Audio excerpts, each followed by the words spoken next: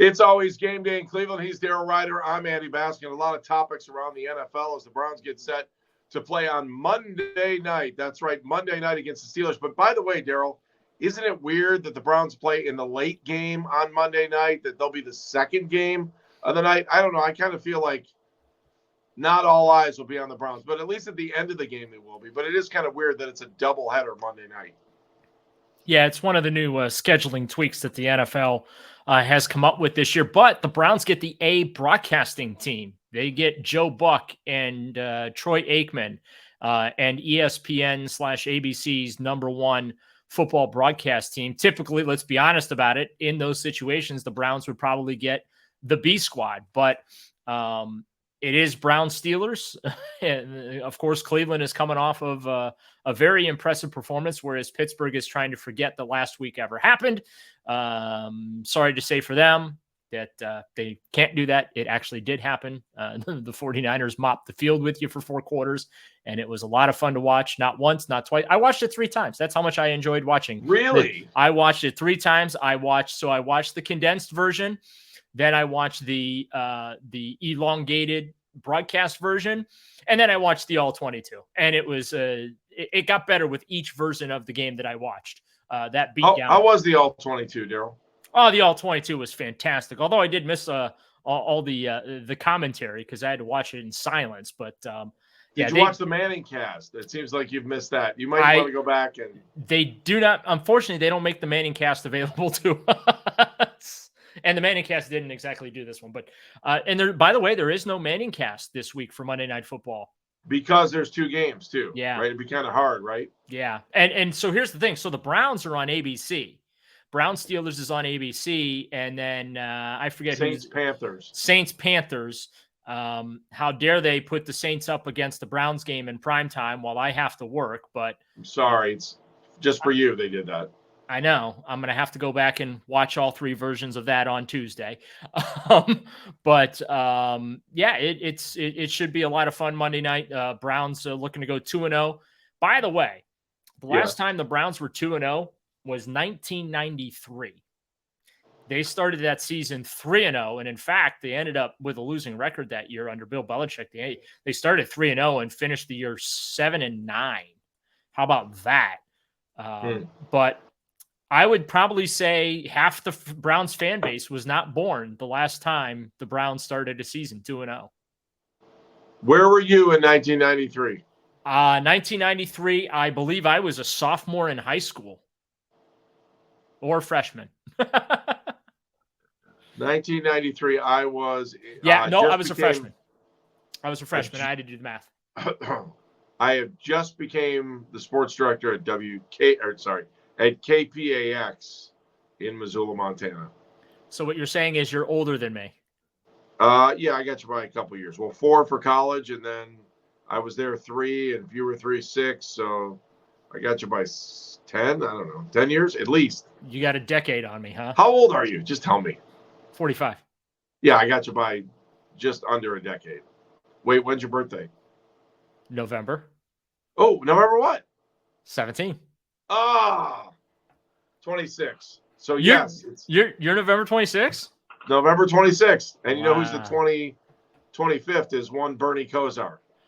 November was a good month. A lot of good people were born in the month of November. Well, actually what it means is that Valentine's Day was a good day for our creators.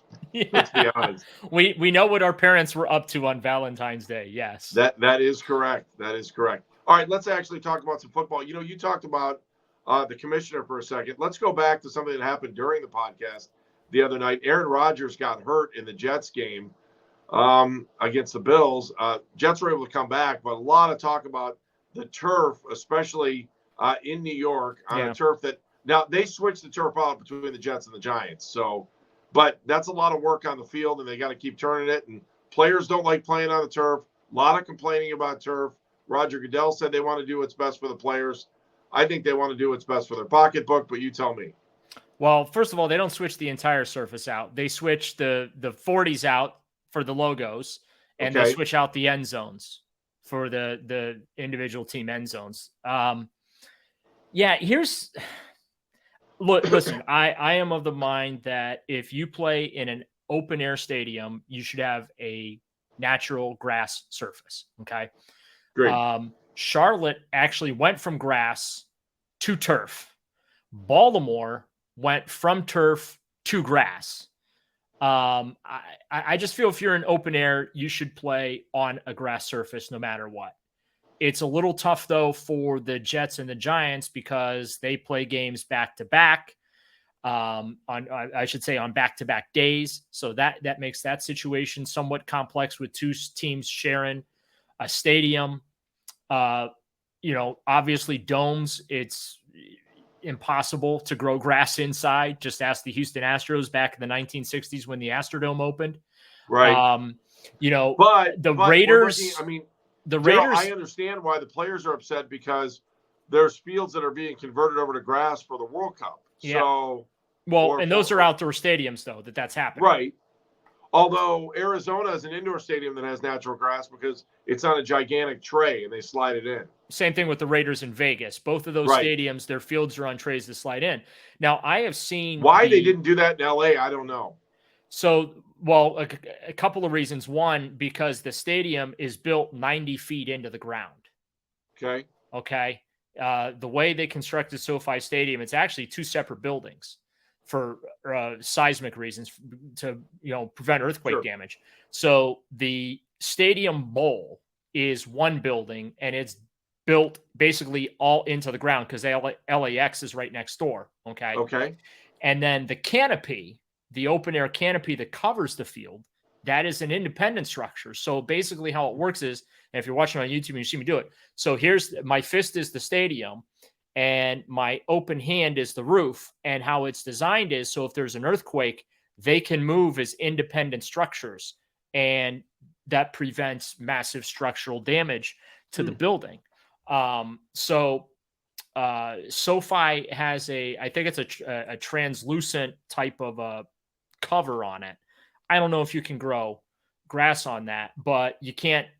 They would have had to dig another whole 90 feet out plus 100 yards or whatever outside the stadium to be able to put a tray in there. Here's the thing that they could do. Okay. And I see this in a lot of these newly redone European soccer stadiums. And that is they are